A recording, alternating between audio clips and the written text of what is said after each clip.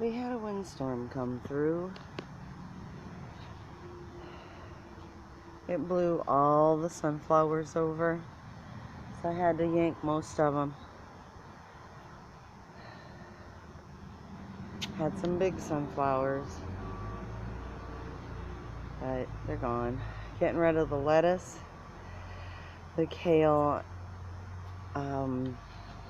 the cilantro, because obviously it's everywhere.